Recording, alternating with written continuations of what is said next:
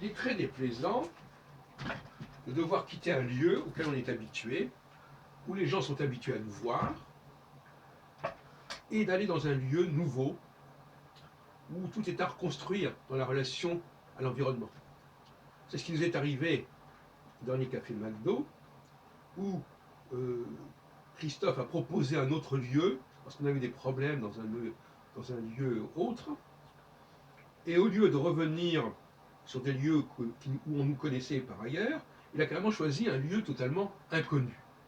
Alors c'était amusant parce que, d'une part, les gens qu'il avait convoqués ne savaient même plus très bien où c'était, alors ils hésitaient entre plusieurs formules, etc. Ce qui a évidemment été très dommageable. Et deuxièmement, c'était un lieu où finalement on ne nous connaissait pas, où on nous connaissait mal, et où on n'avait pas encore nos marques. Et c'est bien pour les gens qui ont l'habitude comme ça de rompre, d'être en délicatesse avec tel et tel groupe, et à un moment ou à un autre, il faut un clash et ils sont obligés d'aller ailleurs. Donc il y a une sorte d'errance chez ces gens-là. Et par conséquent, l'errance fait que on ne prend pas trop de précautions, puisque de toute manière, on est habitué, on est résigné à cette errance, tôt ou tard. On sait que tôt ou tard, ça va claquer. Et il faut faire attention à ces gens-là qui n'ont pas un sens de la conservation très marqué, qui ne prennent pas toutes les précautions nécessaires pour que les choses fonctionnent bien, et qui sont presque résignés à ce que ça foire.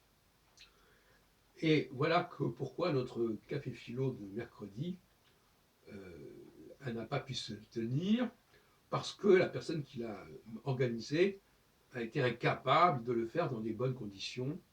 Et on pourrait énumérer les erreurs de communication qui ont été faites, tant en ce qui concerne l'emplacement qui n'était visiblement pas connu de tous, alors qu'il y avait des téléphones pour ça. Aujourd'hui, quand on a des téléphones portables, on imagine mal que les gens puissent se tromper sur un emplacement. Ça ne tient même pas debout, c'est inimaginable. Il y a 20 ans, oui, mais pas aujourd'hui. Et d'autre part, des gens qui n'avaient pas été invités se sont faufilés et ont créé du désordre en plus dans la réunion.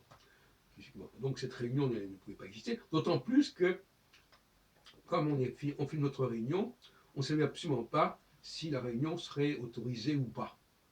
Alors, autant d'inconnus qui montrent qu'il y a des gens qui se lancent la tête la première dans de nouvelles solutions, parce que les anciennes solutions, elles ont été gâchées, elles ont été perturbées, et par conséquent, ils jouent la politique du pire.